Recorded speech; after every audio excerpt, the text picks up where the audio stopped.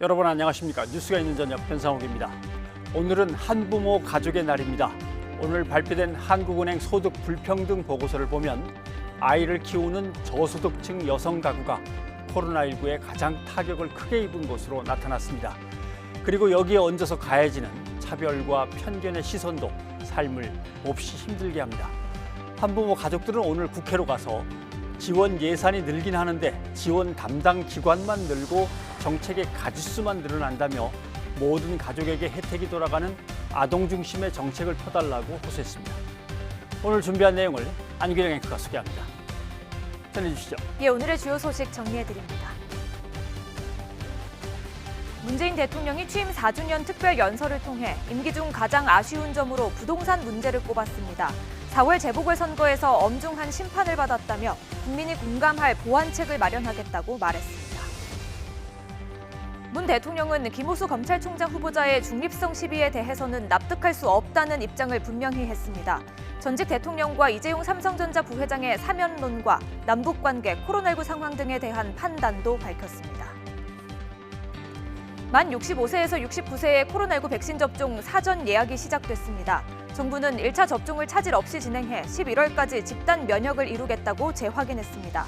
하지만 백신 접종과 관련해 사실관계의 확인 없이 공포를 조장하는 언론 보도 행태도 여전히 이어지고 있습니다. 전문가와 함께 알아보겠습니다. 삼성 일가의 유산 처리 등을 두고 삼성의 입장에 동조하거나 칭송하는 기사가 연일 이어지고 있습니다. 반면 삼성 관련 사건의 피해자들을 다루는 보도는 찾아보기 힘듭니다. 주요 사례와 원인을 짚어봤습니다.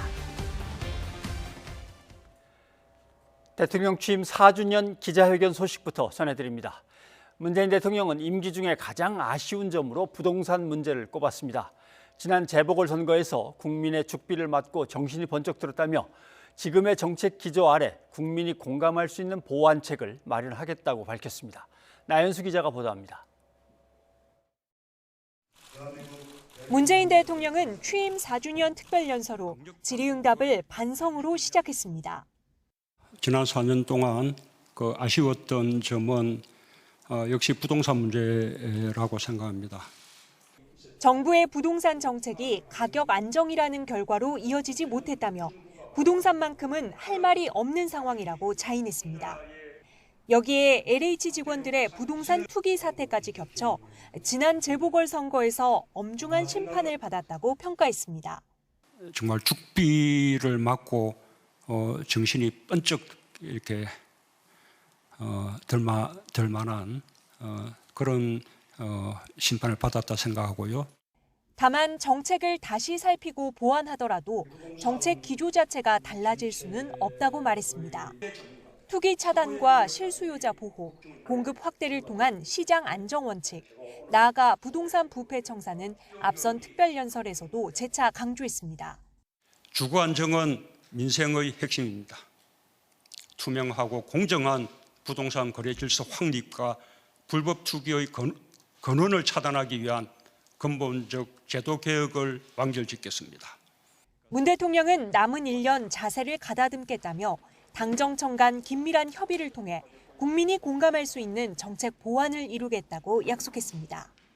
지난 임기 4년의 가장 큰 아쉬움은 남은 임기 1년의 가장 무거운 과제이기도 합니다. 1년 뒤 문재인 정부 5년에 대한 평가는 국민이 부동산 정책 총점을 어떻게 주느냐에 따라 크게 달라질 것으로 보입니다. YTN 나연수입니다.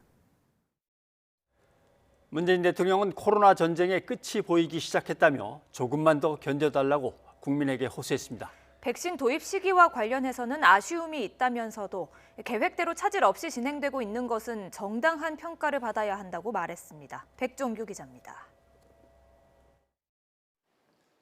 문재인 대통령이 취임 4주년 특별연설에서 가장 먼저 꺼낸 말은 코로나19 탓에 일상으로 복귀하지 못한 국민에게 건넨 위로였습니다. 경험해보지 못한 평범한 일상의 상실, 이루 헤아릴 수 없는 어려움을 겪고 계신 국민들께 깊은 위로의 말씀을 드립니다. 그러나 코로나와의 전쟁에서 끝이 보이기 시작했다는 점을 강조하며 조금만 더 견뎌달라고 간곡하게 호소하기도 했습니다. 백신 도입 시기에 대해서는 아쉬운 마음을 드러내기도 했습니다. 좀 더 접종이 빨랐더라면 하는 아쉬움이 있는 것이 사실입니다. 백신 접종에 앞서가는 나라들과 비교도 하게 됩니다. 다만 백신 개발국이 아니라는 점과 대규모 선투자를 할 수 없었던 현실에도 불구하고 치밀한 계획을 세워 차질 없이 백신을 접종하고 있는 것은 정당한 평가를 요구했습니다. 문 대통령은 백신 주권 확보의 중요성도 강조하며 백신 생산 글로벌 허브가 되기 위한 지원을 약속했습니다. 세계 2위의 바이오 의약품 생산 능력을 바탕으로 백신 생산의 글로벌 허브가 되도록 전폭적인 지원을 아끼지 않겠습니다. 또 백신 접종 속도를 높여서 11월 집단 면역 달성 목표를 계획보다 앞당길 것이라고도 자신했습니다. 문 대통령은 집단 면역 조기 달성을 위해 정부의 백신 접종 인프라를 최대한 활용할 것이라면서 국민들도 백신 접종에 적극 협조해 줄 것을 부탁했습니다. YTN 백종규입니다. 문재인 대통령은 부적격 논란이 불거진 장관 후보자 3명에 대해서 검증 실패로 생각하지 않는다며 흠결만 따지는 청문회로는 좋은 인재를 발탁할 수 없다고 말했습니다. 국민의힘은 강력히 반발하며 장관에 더해 총리 후보자 청문 보고서 채택까지 거부하고 나섰습니다. 최아영 기자입니다. 야당이 부적격 낙인을 찍은 장관 후보자 3명에 대해 임명권자인 문재인 대통령은 이렇게 말했습니다. 야당에서 반대한다고 해서 저는 검증 실패라고 생각하지 않습니다. 사실상 후보자 낙마에 부정적 입장을 드러낸 것으로 읽힙니다. 청와대 검증이 완전할 수 없다며 그러기에 언론과 국회 인사청문회가 있는 것이라고 했습니다. 다만 인사청문회를 아직 통과하지 못한 새 장관 후보자 모두 능력을 우선시했다는 점에 방점을 찍었습니다. 그러면서 인사청문회가 능력보다 흠결만 따진다며 도덕성 검증은 비공개 청문회를 하자고 제안하기도 했습니다. 무한주기식 청문회가 됩니다. 이런 청문회 제도로서는 정말 좋은 인재들을 발탁할 수가 없습니다. 국민의힘은 당장 발끈했습니다. 문제가 된 인사를 강행하겠다는 뜻인데 인사청문 보고서 채택 논의가 무슨 의미가 있겠느냐는 겁니다. 지명 철회를 요구한 장관 3사람은 물론 총리 후보자 청문 보고서 채택까지 거부하고 나섰습니다. 이 말씀은 인사청문회 결과와 관계없이 후보자를 임명하겠다는 것이고 저는 위원장으로서 이러한 형식적인 인사청문회 경과 보고서 채택을 하지 않겠다는 것입니다. 시한안에 총리 인준안을 처리하자고 요구했던 민주당은 갑작스런 거부라며 국민의힘을 비난했지만 인사청문은 정쟁이 대상이 아님을 상기해야 합니다. 국회법 준수와 코로나19 극복, 민생 안정을 위해서 김 후보자에 대한 국회 인준에 협력해 주실 것을 다시 한번 당부드립니다. 내부적으로는 청와대 인사검증 시스템에 대한 아쉬운 소리도 나왔습니다. 국민의힘은 물론 정의당까지 부적격 의견을 내며 가뜩이나 순탄치 않아 보였던 청문회 정국이 문 대통령의 발언으로 한층 더 얼어붙고 있습니다. YTN 최아영입니다. 문재인 대통령은 김호수 검찰총장 후보자에 대한 중립성 시비에 대해서도 납득할 수 없다는 입장을 밝혔습니다. 전직 대통령들과 이재용 삼성전자 부회장의 사면과 관련해서는 국민의 공감대가 중요하다는 기존 입장을 내세웠습니다. 하지만 많은 이야기를 듣고 있다며 달라진 뉘앙스를 보이기도 했습니다. 홍선기 기자입니다. 문재인 대통령이 차기 검찰총장으로 김호수 전 법무부 차관을 지명했을 때 가장 많이 제기된 건 정치적 중립성 논란이었습니다. 감사원 감사위원 지명 당시 최재형 감사원장이 정치적 중립성을 문제 삼아 끝까지 임명에 반대했기 때문입니다. 문 대통령은 그러나 법무차관을 지냈다는 이유로 정치적 중립성을 의심한다는 것은 납득할 수 없다고 반박했습니다. 법무부 차관으로 적합하다고 해서 임명되었을 뿐인데 그렇다는 이유로 이렇게 정치적 중립을 지키지 않을 것이다라는 것은 과도한 생각이라 생각하고요. 검찰이 정치적 사건의 중립을 지킬 수 있겠느냐는 질문에는 이렇게 답하기도 했습니다. 원전 수사 등 여러 가지 수사를 보더라도 이제 검찰은 별로 청와대 권력을 겁내지 않는 것 같습니다. 사면 문제에 대해서는 국민 공감대가 필요하다는 원칙을 유지하면서도 살짝 달라진 뉘앙스를 보였습니다. 문 대통령은 전직 대통령 사면은 물론 이재용 삼성전자 부회장 사면 요구에 대해서도 많은 이야기를 듣고 있다고 말했습니다. 지금 반도체 경쟁이 세계적으로 격화되고 있어서 우리도 반도체 산업에 대한 경쟁력을 더욱더 높여 나갈 필요가 있는 것이 분명한 사실입니다. 청와대 고위 관계자는 이와 관련해 문 대통령이 사면과 관련해 많은 얘기를 듣고 있다는 데 방점이 있다며 달라진 뉘앙스를 인정했습니다. 문 대통령은 그러나 사면은 대통령의 권한이지만 결코 마음대로 결정할 수 있는 사안이 아니라며 국민적 공감대가 가장 중요한 요소라는 점을 다시 한번 강조했습니다. YTN 홍성기입니다. 문재인 대통령은 한반도의 평화와 번영의 시대를 열기 위해서 숙고를 끝내고 행동으로 옮길 때라고 강조했습니다. 한미 정상회담을 통해 남북 북미 대화의 복원에 나서겠다는 뜻도 밝혔습니다. 문 대통령의 발언 직접 들어보시죠. 미완의 평화에서 불가역적 평화로 나아가는 마지막 기회로 여기겠습니다. 긴 숙고의 시간도 이제 끝나고 있습니다. 행동으로 옮길 때가 되었습니다. 한미 정상회담을 통해 한미 동맹을 굳건히 다지는 한편 대북 정책을 더욱 긴밀히 조율하여 남과 북, 미국과 북한 사이의 대화를 복원하고 평화협력의 발걸음을 다시 내딛기 위한 길을 찾겠습니다. 북한의 호응을 기대합니다. 함께 평화를 만들고 함께 번영으로 나아갈 수 있기를 바랍니다. 남북 관계에 찬물을 끼얹는 일은 결코 바람직하지 않습니다. 정부로서는 엄정한 법 집행을 하지 않을 수 없다는 것을 강조합니다.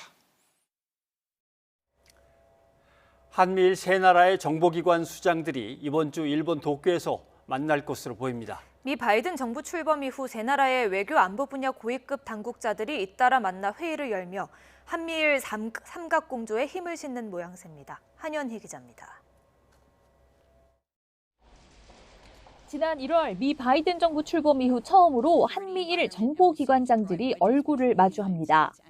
박지원 국정원장과 에브릴 헤인스 미 국가정보국장, 다키자와 히로아키 일본 내각정보관이 이번 주 초반 일본 도쿄에서 첫 대면 회의를 할 것으로 전해졌습니다. 회담에서는 대북 정보 공유를 포함해 동북아 정세 전반에 대한 협력 방안이 논의될 전망입니다. 또 미국이 한미일 삼각공조 복원을 중시하는 만큼 역사 문제와 오염수 방류 등으로 갈등을 빚고 있는 한일 관계 개선도 거론될 것으로 보입니다.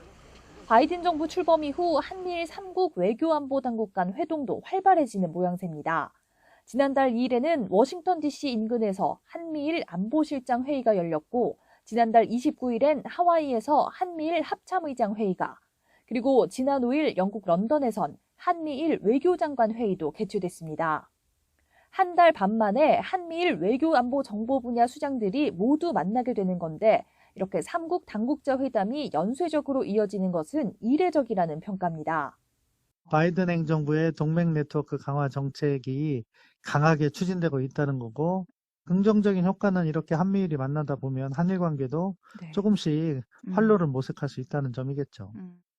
임명 이후 처음으로 해외 순방에 나선 헤인스 국장은 일본 방문 직후 우리나라도 찾을 것으로 알려졌습니다.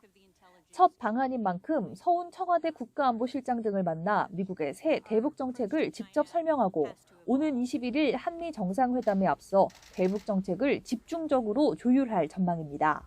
YTN 한현입니다.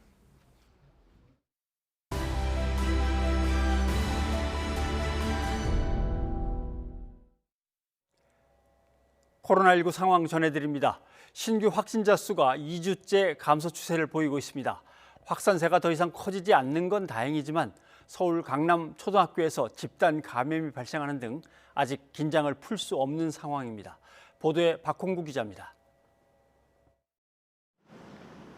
서울 강남구에 있는 초등학교의 문이 굳게 닫혔습니다. 코로나19 집단 감염으로 교직원과 전교생이 진단 검사를 받고 수업은 온라인으로 전환됐습니다.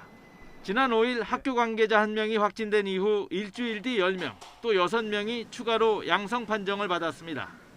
학생과 교직원, 이어 가족으로 N차 전파가 이어진 것입니다. 최근 가족 지인 간 모임이 늘면서 일상생활 공간에서 감염 위험은 여전히 높은 상황입니다. 특히 인도와 남아프리카 공화국발 변이 바이러스 유입 차단이 핵심 과제로 떠올랐습니다.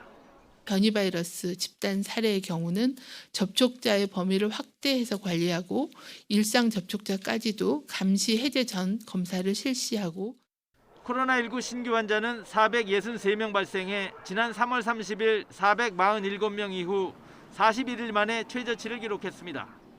휴일 검사 건수가 줄어든 영향도 있지만 일평균 지역 발생 환자 수도 감소 추세를 보이고 있습니다. 4월 3주차 때 659명에서 2주 만에 100명 가까이 떨어졌습니다. 하지만 아직 추세가 반전됐다고 단정하기엔 이르다는 평가입니다. 확산 추세라고 하는 것은 하루나 일주일 이 정도로 살펴본다고 해서 그 경향을 볼 수 있는 것은 아니라서 조금 더 관찰할 필요가 있고요. 그리고 시간이 어느 정도 지나간다는 것 자체는 굉장히 좋은 거죠. 방역 당국은 확산세가 주춤한 기간 동안 고위험군에 대한 백신 접종에 힘을 모으고 있습니다. 특히 60세 이상은 예방접종을 한 번만 하더라도 86% 이상 예방 효과가 있다는 점을 재차 강조하며 반드시 백신을 접종받을 것을 당부했습니다. YTN 박홍구입니다. 만 65살 이상 70살 미만 어르신에 대한 백신 접종 예약이 시작됐고 오는 목요일부터는 60살 이상의 고령층의 예약도 이어집니다. 나흘 전 시작한 70살부터 74살 어르신들의 사전 예약률은 28%에 이르고 있고 이달 말부터 백신 접종하게 됩니다. 정현우 기자의 보도입니다. 백신 접종이 이어지는 서울 노원구의 예방접종센터. 하루 동안 75살 이상 어르신 130명이 화이자 1차 또는 2차 접종을 받았습니다. 전국의 75살 이상 어르신 가운데 1차 백신 접종을 마친 사람은 이제 40%를 넘겼습니다. 무슨 정상이 있을 거라고 자꾸 이야기를 하니까 거기에 대한 약간 불안도 있고 한편 홀가분하고 큰일을 해냈다 하는 생각. 정부는 기존 접종 외에 예약 대상을 계속 늘리면서 접종 속도를 높이는 데 주력하고 있습니다. 지난 6일 시작한 만 70살에서 74살까지의 사전 예약은 10일 0시를 기준으로 27.7%에 달하는 가운데 만 65살부터 70살 미만 283만 명에 대한 예약도 시작됐습니다. 다음 달 3일까지 접종 예약이 가능합니다. 오는 13일부터는 만 60살에서 64살까지와 유치원과 초등 저학년 교사 등이 예약할 수 있습니다. 사전 예약 홈페이지나 질병청 콜센터를 이용해 주소지와 관계없이 위탁 의료기관을 선택해 접종 일정을 잡으면 되고 대리 예약도 할 수 있습니다. 원활한 예방접종 예약을 위해서 가급적 어르신들의 자녀 등 보호자께서는 모바일과 PC 등 온라인 누리집을 통해 예방접종 예약을 해주시면 편리하게 하실 수가 있습니다.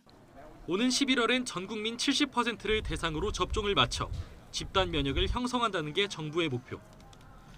당장 다음 달까지 1,300만 명 접종을 마치겠다고 했는데 달성하려면 남은 50여일 동안 하루에 17만 명씩 접종을 받아야 합니다.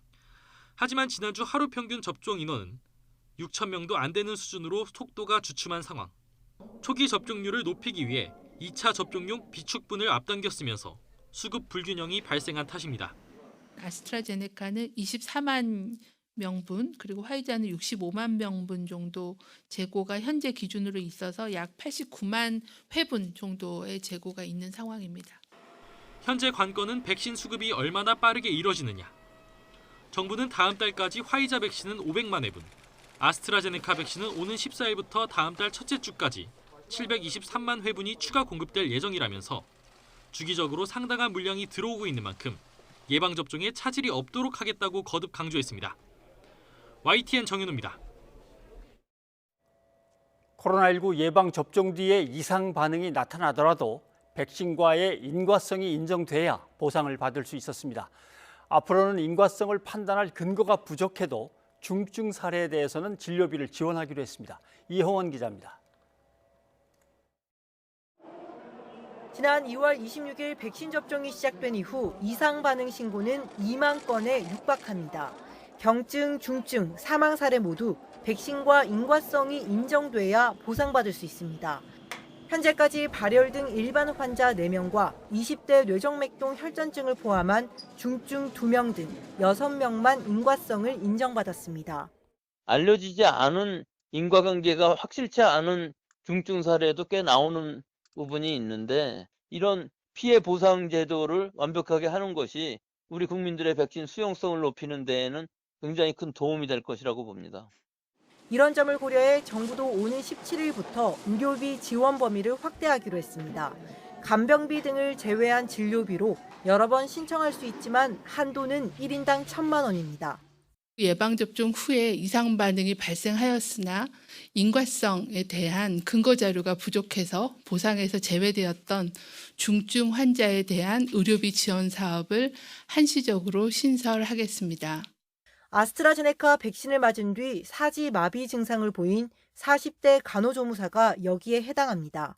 급성 파종성 뇌척수염 판정을 받았는데 백신 관련성을 평가할 자료가 충분치 않다고 본 겁니다. 백신의 유발 가능성이 국내에서 제기되는 상황에서 아직은 이것을 인과성을 인정할 만한 근거도 배제할 만한 근거도 충분치 않다라는 의미입니다. 5차 피해조사반 심의부터 반영돼 모두 5명이 이런 사례로 분류됐는데 앞서 진행된 부분도 이 기준을 소급 적용해 재분류하기로 했습니다. 한편 근거 불충분 사례가 시간이 지나 백신 관련성이 없는 것으로 최종 판정되더라도 이미 지원받은 진료비는 반환하지 않아도 됩니다. YTN 이영훈입니다.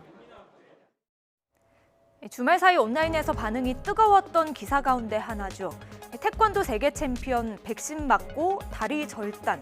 이 제목만 봐서는 우리나라에서 벌어진 일인가 싶은데요. 실제로는 영국에서 발생한 일입니다.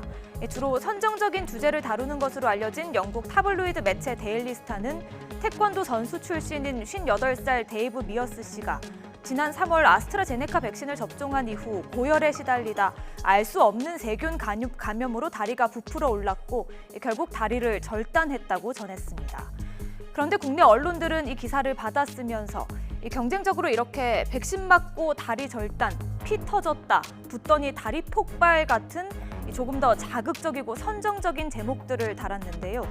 정작 데일리스타조차 현지 의료진이 백신과의 연관성을 찾지 못했다는 입장을 전했지만 일부 국내 언론들은 미어스 씨의 주장만 소개하면서 백신 접종 후유증으로 다리를 절단했다는 식으로 백신과의 연관성을 기정사실화했습니다. 심지어 왼쪽 다리를 두고 오른쪽 다리를 절단했다고 쓴 기사도 있었습니다. 그래서 과연 영국의 다른 언론들은 어떻게 보도했는지 찾아봤는데요. 우선 BBC나 가디언 같은 유명 언론들에서는 관련 기사를 확인할 수 없었고요. 다만 스탠퍼드 머큐리라는 지역 신문에서 미어스 씨가 몇 년 전 당뇨 합병증으로 발가락 3개를 절단했다는 보도를 확인할 수 있었습니다. 이 보도가 맞다면 이미 심각한 당뇨 합병증으로 고생하고 있었다는 것인데요. 이 사실을 전한 국내 언론은 거의 없었습니다. 그리고 스탠퍼드 머큐리는 미어스 씨의 사연을 전하면서 제자들이 모금 운동에 나섰다고 소개했는데요. 일부 누리꾼들은 미어스 씨의 안타까운 사연을 알리면서 후원을 독려한 해외 언론의 기사가 우리나라에서는 백신 부작용 기사로 둔갑했다고 꼬집기도 했습니다. 지난 2012년 보건복지부 출입기자단이 만든 감염병 보도 준칙입니다. 과도한 경쟁을 자제하고 공포와 불안감을 조장하기보다 예방과 치료에 힘을 보태자고 결의했습니다. 뉴스가 있는 저녁 안기령입니다. 네, 그러면 안기령 앵커가 지적한 백신 공포를 조장하는 언론 보도, 이 문제를 좀 살펴보겠습니다. 한림대 강남성심병원 이재갑 교수가 지금 연결돼 있습니다. 교수님 나와 계시죠? 안녕하십니까? 예, 안녕하세요. 네, 태권도 세계 챔피언 출신의 50대 영국 남성이 아스트라제네카 백신 접종 뒤에 다리를 절단하게 됐다. 주말에 이 기사를 저도 접하면서 깜짝 놀랐다가 어느 언론에서 보도한 건가를 보고서는 그렇구나. 영국에서는 1류, 2류, 3류가 정확하게 언론들이 나눠져 있어서 3류 밑으로 언론들이 보도한 것은 거의 믿질 않습니다만은 문제는 이제 우리 언론들이 이걸 갖다 그대로 옮겨 쓰는 겁니다.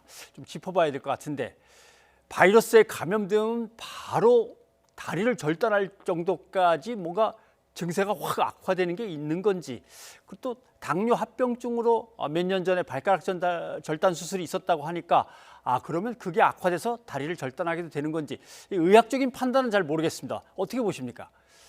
일단은 이제 백신 접종으로 인해서 이런 다리를 절단할 만한 상황이 발생할 가능성은 사실 거의 없고요. 예. 그리고 지금 이제 환자의 그런 뭐 당뇨의 과거력을 봐서는 이분이 이제 당뇨병성 족부 감염이라 그래서 이제 당뇨병 때문에 생기는 그런 다리 쪽의 상처로 인해서 세균 감염이 된 것으로 의심이 되거든요. 그래서 사실 백신을 맞아서 생길 수 있는 상황들도 아니고, 사실 또 바이러스에 의한 감염도 아닐 뿐더러 일단은 세균 감염에 의한 것이라서 백신과 연관성이 있을 가능성은 거의 없는 상황입니다. 네. 그러니까 뭐 백신을 접종했기 때문에 숨졌다, 백신을 접종했기 때문에 혈전이 생겨서 뭐 이런 중증에 빠졌다, 위태로운 상태가 됐다, 이렇게 하는 게 아니라 백신 맞고 죽었다, 백신 맞고 혈전이 생겼다, 중증에 빠졌다, 이렇게만 얘기를 하니까 이런 언론들을 보시면서 어떤 생각이 드십니까? 사실은 이제 여기가 언론이 맞나라는 생각도 사실 들기도 하고요. 사실은 정확한 정보를 통해서 국민들을 안심하게 하는 그런 역할을 해야 되는 언론이 이런 제목들로 선정적으로 할 뿐 아니라 내용도 구체적으로 어떤 취재도 제대로 하지 않은 상황에서 번역도 제대로 안 된 기사들을 이렇게 퍼나르는 것 자체가 백신에 대한 계속된 어떤 그 신뢰성을 떨어뜨리는 것으로 작용하고 있어서 상당히 개탄스럽다고 말할 수 있을 것 같습니다. 네. 오늘부터 만 65세에서 69세까지 사전 예약이 시작이 됐습니다. 이를 앞두고 정부는 스케줄을 설명하면서도 거듭 허위 정보에 꼭 넘어가지 말고 주의해달라, 이런 요청도 했습니다. 실제로 뭐 허무맹랑한 내용들이 있는데 좀 하나씩 짚어주시면서 이런 것들이 접종률에 얼마나 영향을 미친다고 보시는지도 좀 얘기를 해주셨으면 좋겠습니다. 예, 일단 어르신들 사이에서 SNS를 통해서 이제 여러 가지 허위 정보들이 많이 이제 좀 유통이 되고 있는 상황인데요.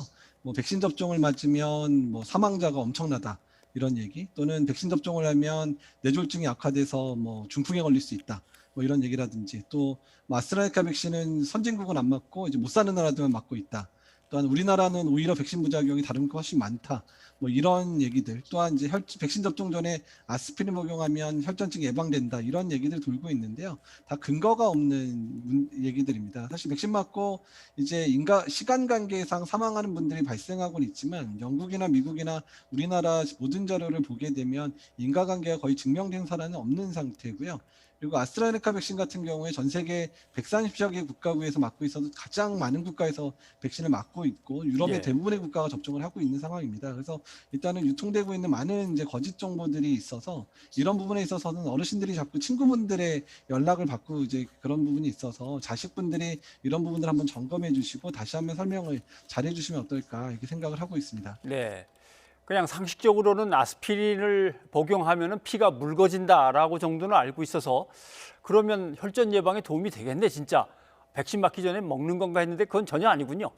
예, 그렇습니다. 일단 지금 이제 유럽이나 미국에서 보고돼 있는 그 혈전증, 희귀혈전증과 관련돼 있는 부분들은 이제 어떤 아스피린을 통해서 예방이 되는 그런 혈전증의 내용들은 아닙니다. 그래서 이제 그 혈전을 만들어내는 그런 그 성분에 대한 자가 면역 그 항체가 생겨서 생기는 형태이기 때문에 치료법이 완전히 다른 상태이기 때문에 아스피린을 복용 안 하던 분이 일부러 복용하실 이유도 없고요. 또 아스피린을 드시던 분이 또 백신 접종 때문에 끊어도 안 되는 상황이기 때문에 일단 기존에 드시던 약 잘 드시면서 예방 접종을 하시면 됩니다. 네. 75세 이상 어르신에 대한 예방접종이 이제 지난달 1일부터 시작이 됐는데 1차 접종률이 절반에 미치지 못하는 한 41.6% 정도 나왔다고 합니다. 네. 60세에서 74세 직접 이제 홈페이지나 전화로 예약해야 되는 경우가 많은데 접종률이 그럼 더 낮아질 수 있겠습니까?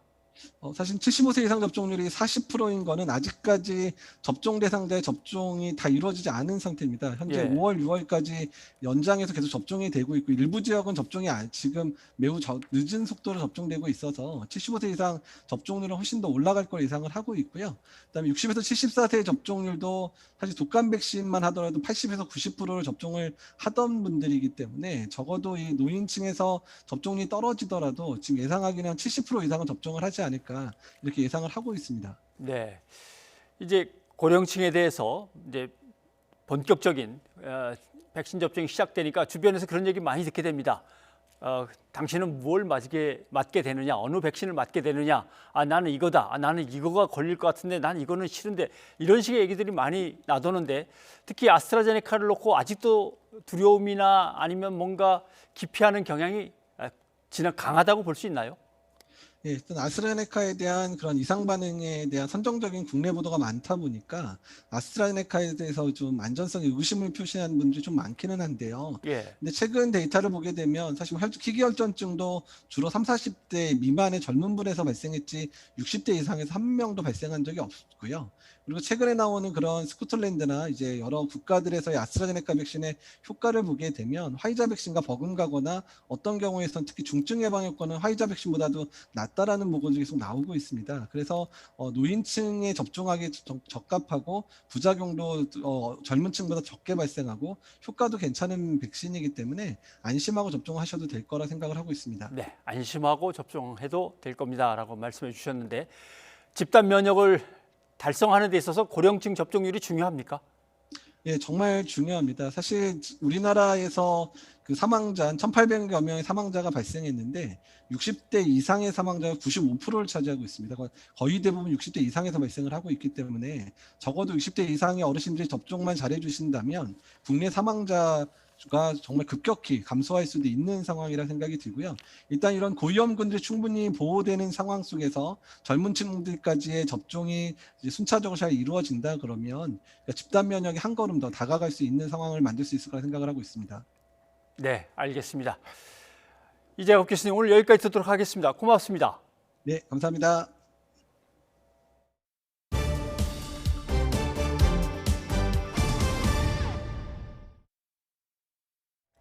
검찰 수사심의위원회가 이성윤 서울중앙지검장을 재판에 넘기는 것이 적합하다고 권고했습니다.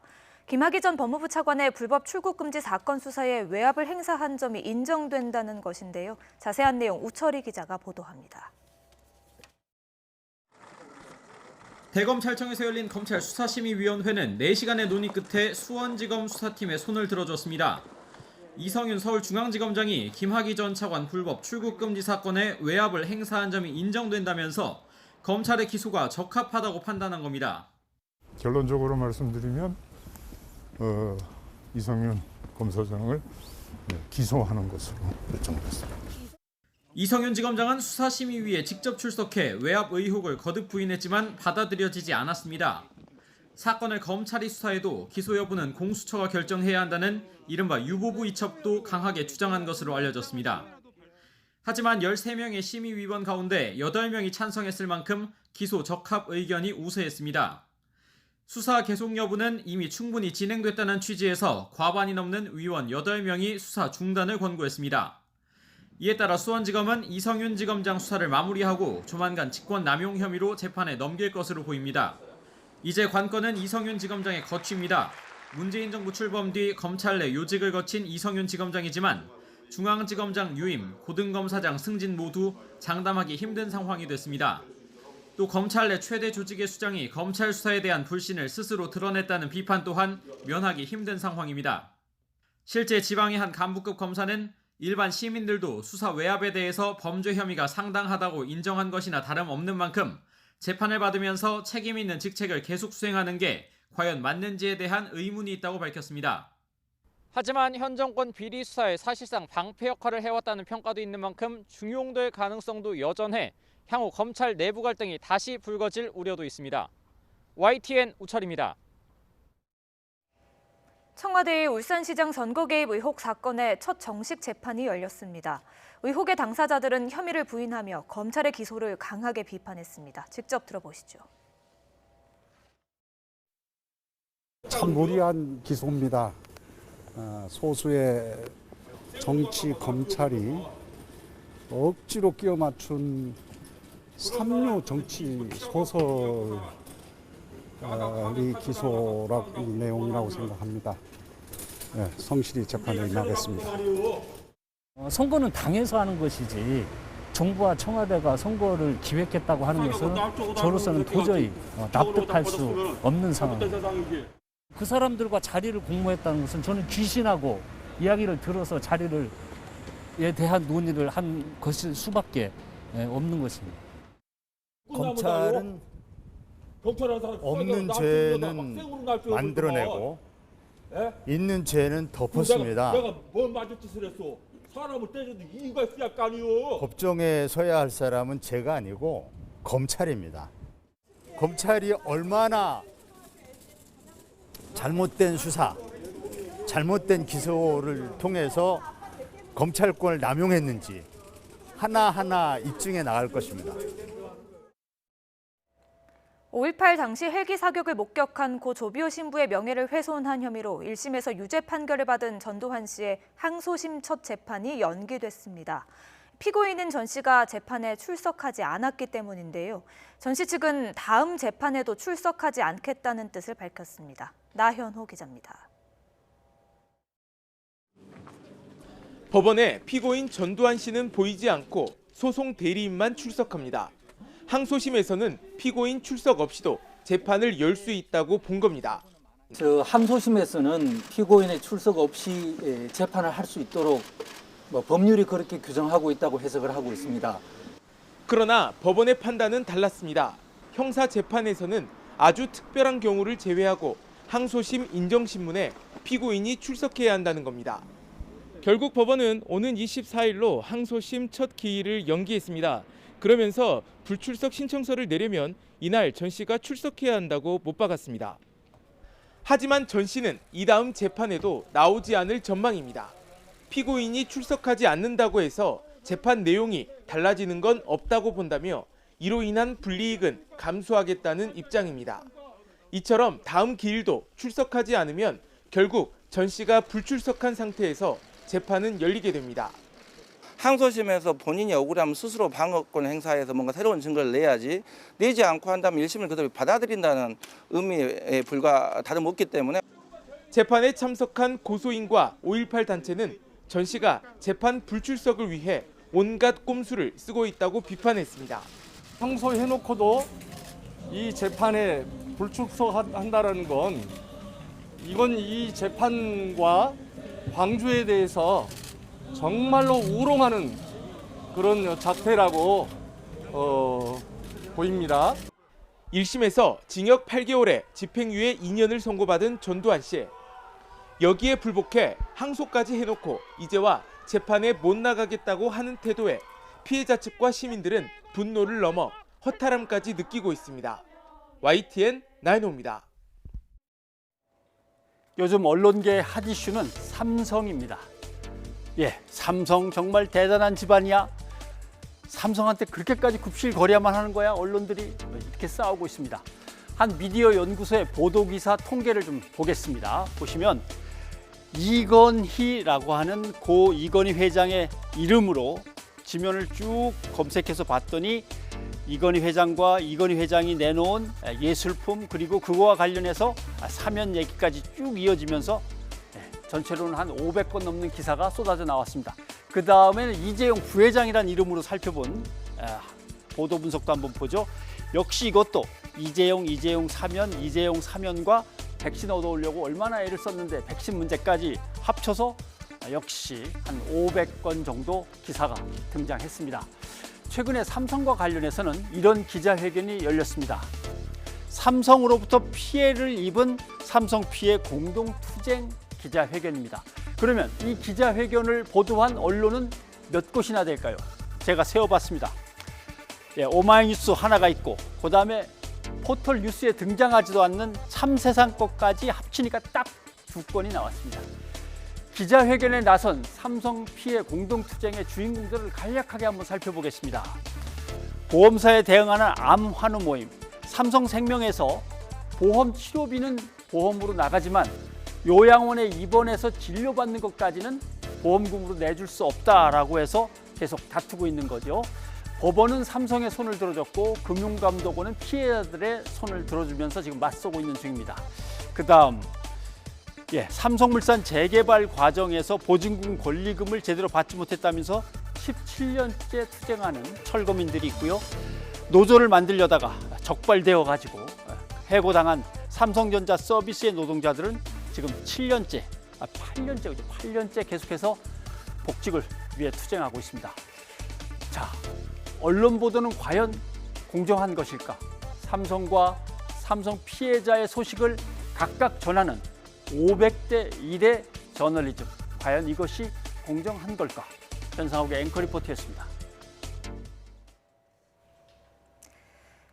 한강에서 숨진 채 발견된 고 손정민 씨의 사망 경위를 수사하는 경찰이 함께 있었던 친구를 불러 조사했습니다.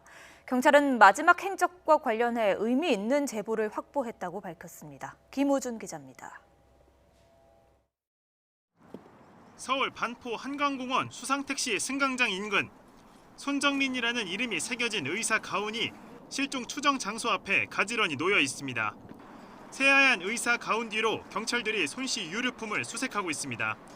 증거품이 강바닥에 가라앉아 있을 가능성도 있어 민간 심해 수사팀까지 동원했지만 별다른 유류품은 찾지 못했습니다. 바닥은 지금 수심은 3.4m 나오고요. 수온은 15도. 그다음에 시야는 지금 한 15cm? 많이 나와 한 15cm 정도 나오고 제 게이지도 지금 이 컴퓨터도 확인이 안 돼서 눈앞에다 놔도 이제 안 보이는 상황입니다. 네. 경찰은 손 씨와 마지막까지 함께 있었던 친구 A 씨의 휴대전화 수색에 집중하면서 지난 25일 새벽 손 씨 실종 당시 A 씨 동선을 확인하는 데에도 수사력을 모으고 있습니다. 지난 주말에는 A 씨와 A 씨 아버지를 참고인 신분으로 불러 구체적인 이동 동선과 손 씨의 마지막 행적 등을 조사했습니다. 손 씨가 실종 직전 남긴 영상에서 골든건은 네가 잘못했어라고 말한 부분은 음악에 대한 공통 관심사를 이야기하다 골든이라는 가수를 언급한 것으로 추정했습니다. 친구는 뭐 한 10시간 조금 넘었고 아버지는 8시간에서 9시간 정도? 아울러 A씨 어머니 휴대전화를 확보해 포렌식 분석도 마쳤습니다. 경찰은 실종 당시 A씨가 어머니와 통화한 기록이 있는 만큼 구체적인 통화 내역을 확인하기 위해 임의 제출 방식으로 휴대전화를 확보했다고 설명했습니다. 앞서 A씨는 실종 당일 새벽 3시 반쯤 자신의 어머니에게 전화해 손 씨가 취해서 잠들었는데 깨울 수가 없다는 취지의 통화를 한 것으로 알려졌습니다. 본인 과실이 있으면 서로 인정을 하고 그렇게 되면 아무것도 아닌 일을 왜 이렇게 힘들게 만들고 변호인을 불러야 하고 만날 수도 없고 이렇게 되는 것들을 이해할 수가 없습니다. 경찰은 목격자 진술 외에도 또 다른 의미 있는 제보를 받아 정밀 분석하고 있다며 손 씨 행적 재구성에 역량을 총동원하고 있다고 밝혔습니다. A씨의 소환 조사가 늦어졌다는 지적에 대해서는 손 씨 시신 부검과 각종 자료 확보에 걸린 시간을 고려했을 때는 늦어진 게 아니라고 반박했습니다. YTN 김우준입니다. 한강공원에서 실종된 이후 주검으로 돌아온 22살 대학생 손정민 씨, 그리고 평택항에서 작업하다 목숨을 잃은 23살 노동자 이선호 씨.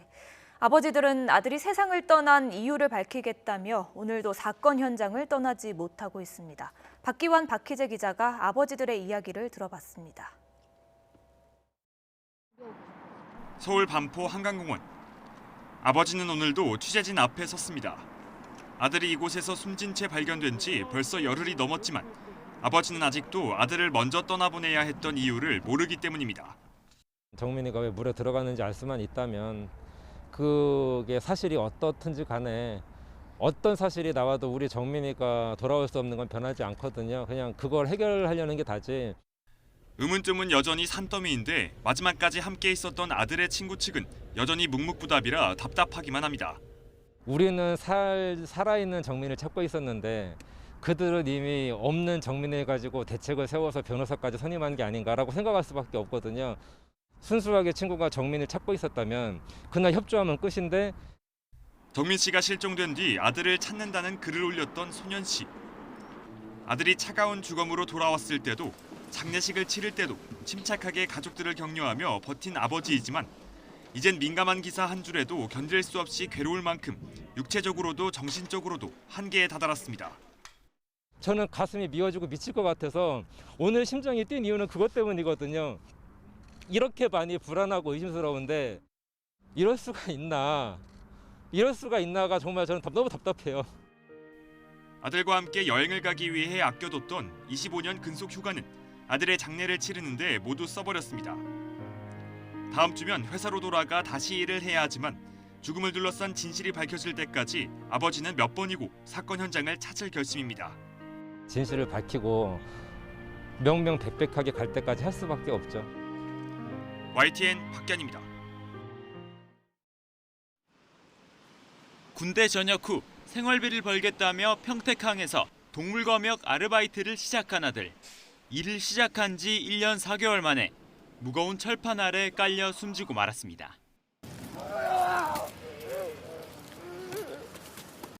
사고 당일은 컨테이너 아래 쓰레기를 치우는 일을 하고 있었습니다.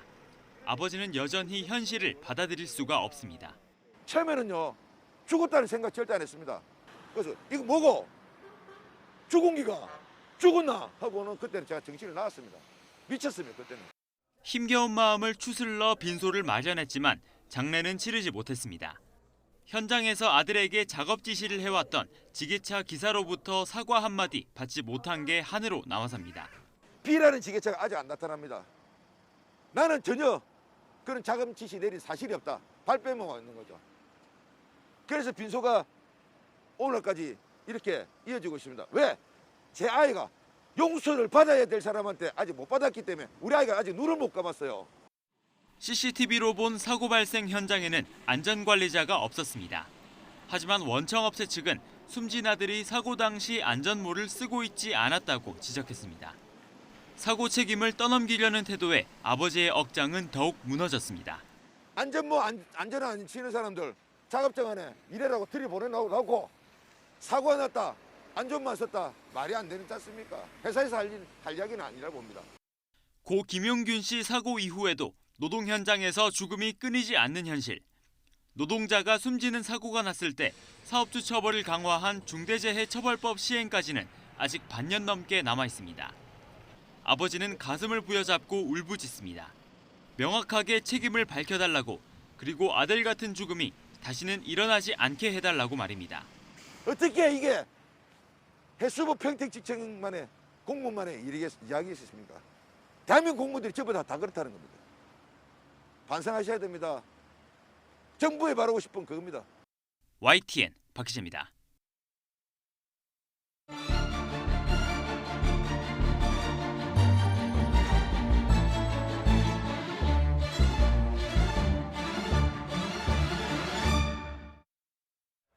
문재인 대통령이 오늘 취임 4주년 특별연설에서 남은 임기 전국 구상과 의지를 밝혔습니다.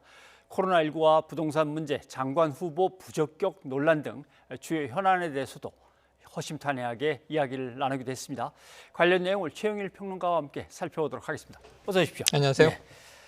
자, 특별연설, 기자들의 질의응답. 네. 전반적인 내용 보시기에 어떻게 평가하실 수 있겠습니까? 네, 지금 뭐 한 이제 1년 남기고 예. 굉장히 쌓여 있는 국정 과제에 대해서 대통령이 종합적인 이제 대국민 브리핑을 했다 이런 느낌인데요. 자, 1년 동안 과연 해 나갈 수 있는 과제인가? 경제가 가장 많이 언급이 됐습니다. 그런데 그 경제 안에는 크게 보면 백신도 경제죠. 그렇죠. 코로나19로 받은 타격을 우리는 회복해낼 것이고 무엇보다 올해 성장률 4% 이상 달성을 정부의 주요 목표로 한다. 그리고 또 하나는 내부적으로는 부동산 시장 안정화가 매우 중요한 경제 문제인데 여기에 대해서 이제 국민들의 불안과 분노가 높아진 거 아니겠습니까? 여기에 대해서 이제 문재인 대통령 역시 지난 LH 사태 때 했던 이야기를 오늘 더 강조를 했습니다. 당시 부동산 적폐를 청산하는데 남은 임기를 모두 쏟겠다 이렇게 얘기했거든요. 오늘도 그 이야기는 반복됐습니다.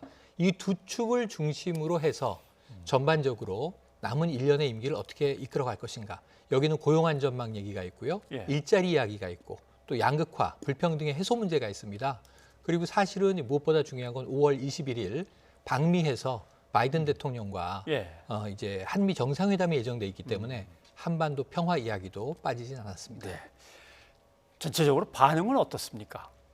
여야 반응은 180도 다릅니다. 특히 이제 여당 반응이야.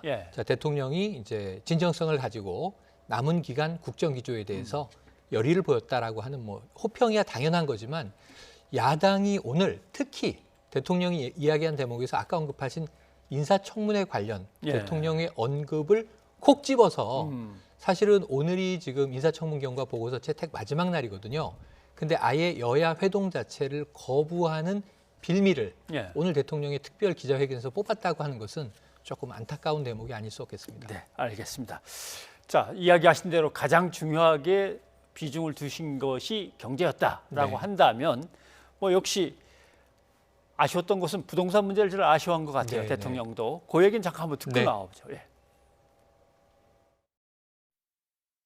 지난 4년 동안 그 아쉬웠던 점은 역시 부동산 문제라고 생각합니다.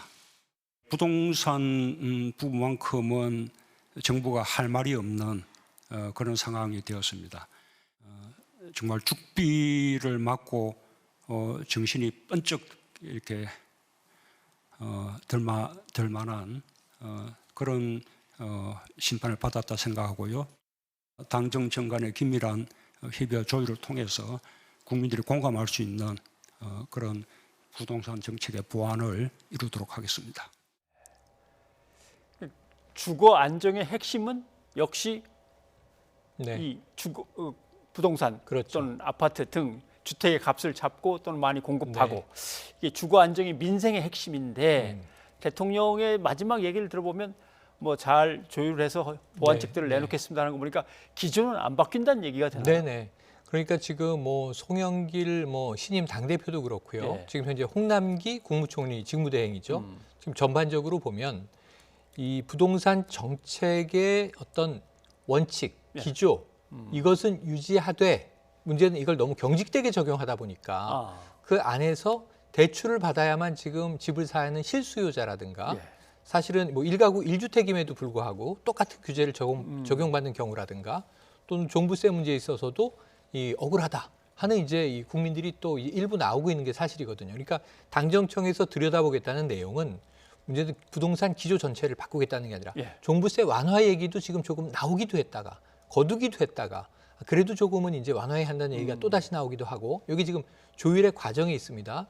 그럼 종부세의 대상도 조금 재정립을 하고 어찌 보면 그리고 또 1가구 1주택 실수요자, 실거주자 이런 분들에 대해서는 뭐 혹시 이 중에 이제 부담이 가지 않도록 하는 혜택을 오히려 주는 쪽으로 그리고 이제 생애 첫 주택을 마련한다든가 신혼부부 또 그 외에 이제 이 실수요자인데 처음으로 생애 첫 주택을 구입하는 경우와 또 여러 가지 이제 경우에 대해서는 조금 우리가 주택담보대출 문제를 풀어줘야 되는 것 아니냐 이런 이야기도 전당대회 과정에서 나왔었지 않습니까?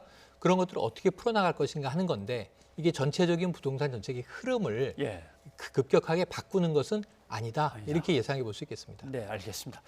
저희 YTN 여론조사에서 이 정부가 남은 1년간 적극적으로 좀 추진해 줬으면 하는 것 그것은 코로나19와 관련해서 백신 확보 그리고 코로나의 극복이었습니다.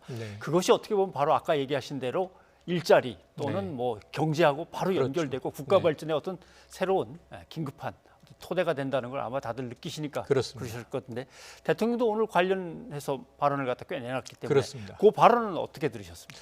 지금 대통령이 이제 백신 관련해서는 약간 아쉬웠다라는 대목이 먼저 깔리죠. 그게 뭐냐면 자, 백신 접종이 너무 늦은 것 아니냐, 백신 확보에 좀 늦은 것 아니냐 하는 대목은 아쉬움이 있다. 왜냐하면 선진국들은 이게 12월부터 맞기 시작했단 말이에요. 지난해. 우리는 2월 후반부터 시작이 됐습니다. 한 약 2달 늦은 거죠. 그런데 이제 대통령이 거기에 대한 설명을 합니다. 자, 우리는 백신 개발국도 아니고 선진국들이죠. 다국적 제약회사를 보유한. 두 번째로는 막대한 선투자를 할 수 있는 여력도 없었다. 하지만 우리 상황에서는 지금 이제 이 백신을 확보하고 접종해 나가는 게 최선의 상황이긴 하지만 좀 먼저 맞췄더라면 하는 아쉬움은 있다. 근데 그 이후 문제는 하지만 지금 이 방역과 백신 접종이 이렇게 속도감 있게 가는 부분에 대해서는 좀 우리가 평가받을 대목이 분명히 있는 것 아니냐. 근데 평가를 못 받고 있는 것 아니냐. 사실 대통령 입장에서는 지금 뭐 일부 여론이라든가 언론이라든가 야권에서 계속 백신 때문에 좀 정치적인 불안감을 조장하는 문제에 대해서는 하실 말씀이 굉장히 많았을 것 같아요. 근데 그것을 그냥 한마디로 정리하는 거죠. 평가받아야 할 대목이 아닌가 싶다. 이런 정도로. 그 문제에 있어서는 이제 조금 섭섭함과 억울함도 묻어나는 대목이긴 한데요. 그럼에도 불구하고 상당히 뭐 절제 있는 발언으로 마무리한 것 같습니다. 그리고 아까 이제 지적해 주신 야당의 반발과 논란을 확 그냥 불러일으킨 장관 후보자들의 인사검증을 얼마나 잘못했길래 이런 사람들을 국회 인사청문회에 내놨느냐. 그러나 정치적 공세 위주의 흠결잡기 위주의 인사청문회 그 갖고는 나는 아니라고 본다. 이렇게 얘기했는데 그 대목을 한번 좀 듣고 좋습니다. 오죠. 야당에서 반대한다고 해서 저는 검증 실패라고 생각하지 않습니다. 청와대의 검증이 완결적인 것은 아닙니다. 청와대는 세무자료라든지 뭐 주민등록 이전 자료라든지 정가 기록이라든지 부동산 거래 기록이라든지 뭐 여러 가지 정부가 보유한 자료들을 제출받아서 그것을 기본 자료로 삼고 검증 대상자에게 검증 질문서를 작성하게 하고 거기에 따라서 사실을 하나하나 확인해 들어가는 과정으로 검증을 하게 됩니다. 이 검증이 완전할 수는 없습니다. 왜 이 사람을 발탁했는지 하는 그 발탁의 취지와 이분에게 기대하고 있는 능력과 그다음에 검증 과정에서 드러난 또 이제 문제점들, 또 어떤 부분은 흠결들 이런 부분들하고 함께 저울질해서 우리가 발탁 여부를 판단해야 된다는 것입니다. 그런데 우리 인사청문회는 능력 부분은 그냥 제쳐두고 오로지 흠결만 놓고 따지는 그런 청문회가 되고 있습니다. 무한주기식 청문회가 됩니다. 그러니까 야당은 당장 독선과 아집을 계속 하겠다는 얘기구만. 이제 네네. 이렇게 이제 공격을 하고 나섰는데 이렇게 되면 새 장관 후보자의 인사청문회 보고서 채택 네. 오늘 밤에 해야 되는 건데 사실 오늘 밤까지 해야 되는데 이게 네, 어떻게 될까요? 어려워졌습니다. 어려워졌고요. 예. 야당은 이제 여야 회동 자체를 거부했고요. 사실은 이게 뭐 만나도 사실 될지 말지 얘기는 해요. 그렇죠. 부적격 이미 결정하고 있기 때문에 그래서 과거에는 여당이 이제 설득을 하기를 자 경과 보고서는 채택을 하되 야당 입장은 부적격이라고 넣자. 그런데 일단 입장이라도 넣자. 근데 야당이 넣어주면 그나마 다행이고 아예 우리는 이 채택을 거부한다. 그러면 이게 그냥 이 여당 단독으로 가서 결국은 대통령이 임명 강행하는 방식으로.